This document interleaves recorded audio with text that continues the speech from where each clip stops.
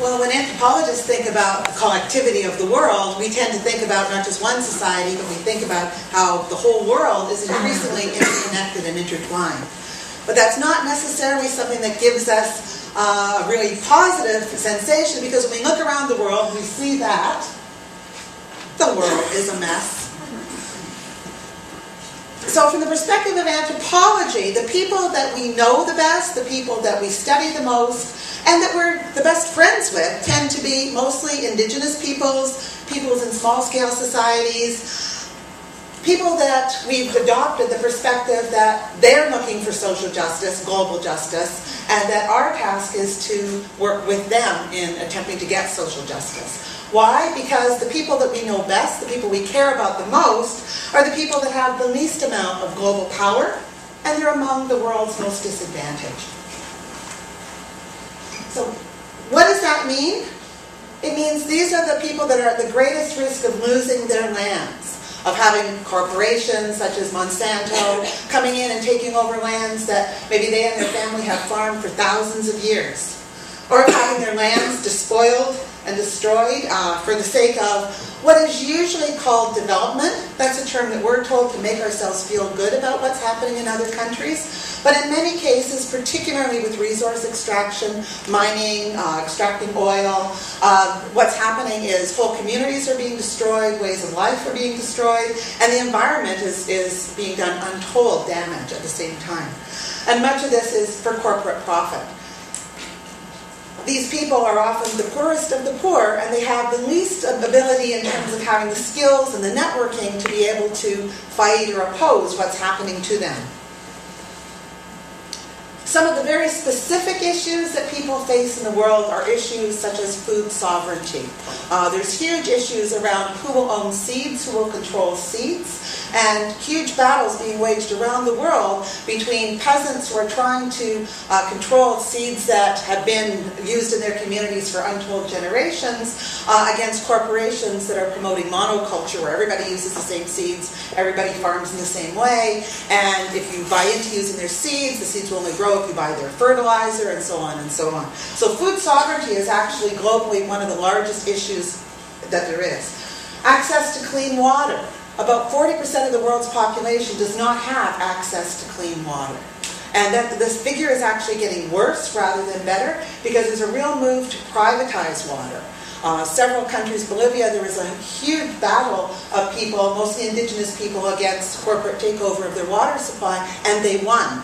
And now there's no private water supply in Bolivia. Other places haven't been as fortunate. It's a current ongoing issue, for instance, in South Africa. Control over ancestral lands. I've sort of touched on that before. Again, being able to retain ownership of your land and not losing it to some multinational corporation. Mining and other forms of resource extraction. That's a really, really important issue in Canada, because one of the most serious issues around the world is mining. And over 50% of all mines in the world are headquartered in Canada. And there's a reason they're headquartered in Canada and not the US, because most of them are really American. They're headquartered in Canada because we have fewer laws regarding how they must behave in other countries than the US does. So they come to Canada and they set up kind of a phony headquarters in Canada so that they can get away with greater environmental damage, greater damage to communities than they could if they actually acknowledged they were American. So that comes back to Canada, and a question for Canadians: are we going to continue to allow that, or are we going to promote legislation that would not allow that to continue? Working conditions for people who have lost opportunities to stay on their own land. Many of them are forced into urban sweatshops where the conditions are absolutely atrocious. In one of my classes, I was talking the past week about people earning 6 cents an hour for a 70-hour work week.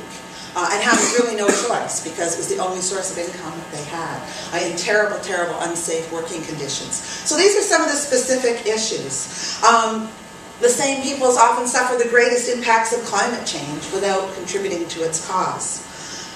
But people never want to give up. They never say, oh, okay, so my life is terrible, I guess that's the way it's going to be.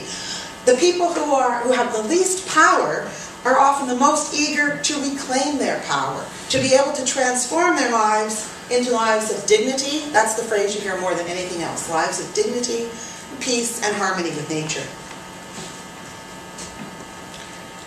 So from the anthropological perspective, where does my discipline fit in? Well, we start by respecting that the peoples who are affected by these processes, they're the ones that know best what they want and need. It should never be us going in and saying, this is what you need, we're going to help you.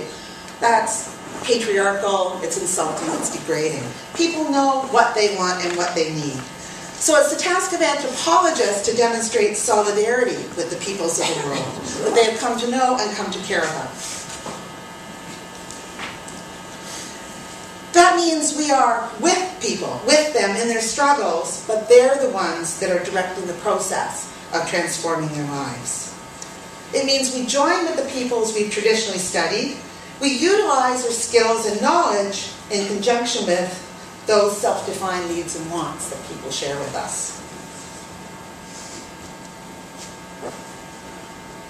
I love this quote. Eduardo Galeano actually wasn't an anthropologist. He's actually a Uruguayan journalist. But this quote, I think, really sums up very, very nicely the solidarity that anthropology is about. Eduardo Galeano said, charity is humiliating because it is exerted vertically and from above. It's kind of like, oh, I know best, I will help you. But solidarity is something very, very different. Solidarity is horizontal. It implies we're all equal. All of our ideas, all of our dreams, all of our values are equally valuable. And it implies mutual respect. So at a practical level, how do we act in solidarity to deal with some of these very, very serious issues that affect all of us as human beings? Climate change perhaps being the most obvious. Well, I thought I'd put up these websites and I encourage you, if you're interested, to copy down some of them. I don't have time to visit them, but I just want to tell you a little bit about all of them.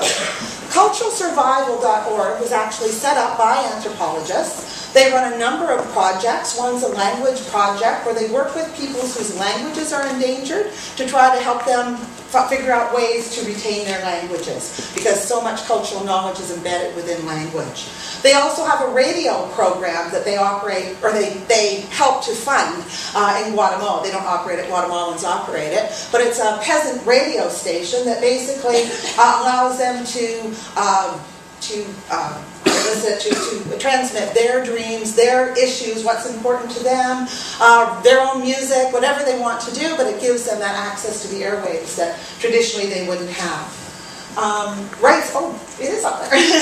RightsAction.org is a solidarity organization. It was founded by a Canadian named Graham Russell, and it operates in both Canada and the US and in Central America. And it's a solidarity organization that works in solidarity, particularly with people affected by mining. And so a lot of work on working with people to figure out how Canadians can respond to what Canadian mines are doing, particularly in Guatemala and Honduras, is through work with Rights Action. The unpronounceable third website, PWCCC, that refers to the website of the movement for harmony with nature and for addressing climate change. And this is actually a movement that grew out of Bolivia. Bolivia hosted an international conference on climate change and on the rights of Mother Earth. And in fact, in the Bolivian Constitution, they now have protection for Mother Earth built into their Constitution, and have been spearheading around the world the argument that we have to do more to protect Mother Earth because we all share it, and some of the peoples that are suffering the most from the damage to Mother Earth, as I said before, are the ones committing the atrocities the least. The Macular Solidarity Network is an organization operating mostly out of Toronto that works with mostly women who work in sweatshops in Mexico and Central America. In many Spanish-speaking countries, a maquila or a maquiladora is kind of the slang or the colloquial name for a sweatshop.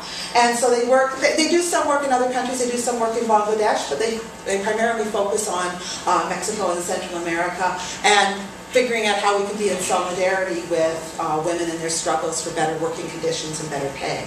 And the last but not least, Via Campesina is an organization. It's a peasant organization. It's an international peasant organization.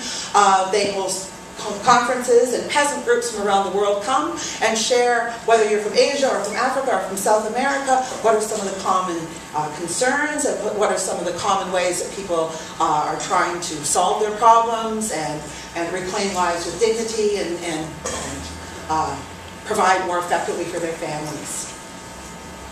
So those are all examples of opportunities for people to be in solidarity with people who are, in fact, engaged in their own struggles to live lives of dignity and to make the world a better place for all of us.